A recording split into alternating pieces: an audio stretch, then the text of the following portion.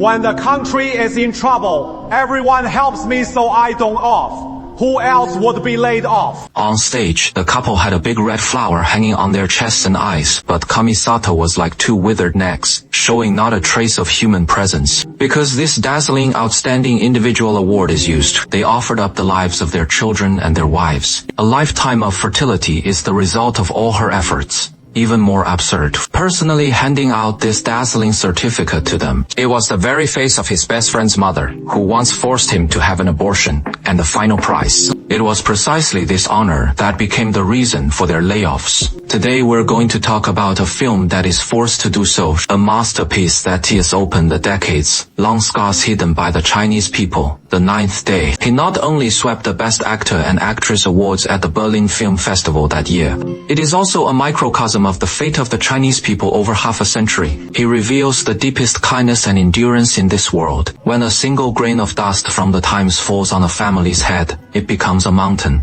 How can ordinary people endure it? In this movie, perhaps it hides the shadows of our parents back then. The story takes us back to a northern industrial town in the 1980s. Liu Yaojun and Wang Liyun were an ordinary pair of state-owned factories. The couple had a well-behaved only son named Liu Xing, who lived a poor life. Yet it exudes a simple, everyday atmosphere. But Liyun's unexpected pregnancy with her second child became a bomb that shattered her peaceful life. Hide at the end of the village.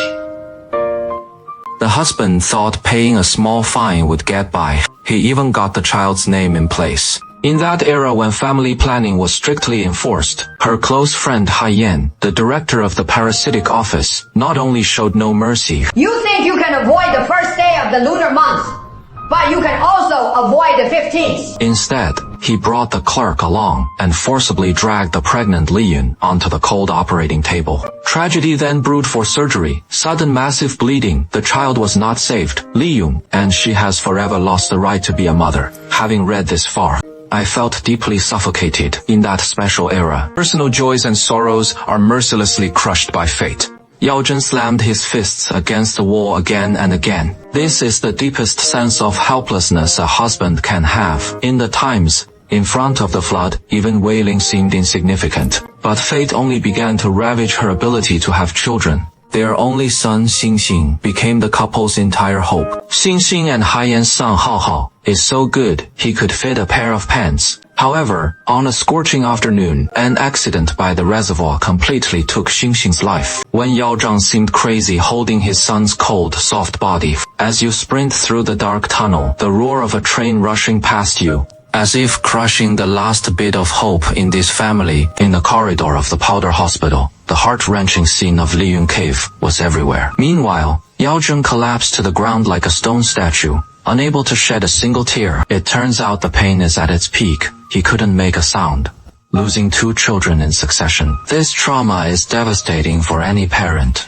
I often wonder, the greatest despair has never been sudden death. Instead, fate was slowly slicing it open with the shield blade. The pain of losing a child, the wave of layoffs in state-owned enterprises that hadn't even passed the 1990 surged again. A scene that sends chills down your spine appears throughout the film. The factory director raised his arm and shouted from the stage, "Require exemplary individuals to set an example."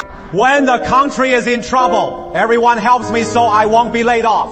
Who else will be laid off? While Yao Zheng and Liyun. Because of that family planning award he had earned with his child's life years ago, he became the first group to lose their secure jobs, losing everything. This home was completely hollowed out. On New Year's Eve outside the house, it is New Year's firecrackers. Life inside the house were a couple utterly hopeless. They packed their bags overnight. He boarded a southbound train and escaped to a remote fishing village in Fujian.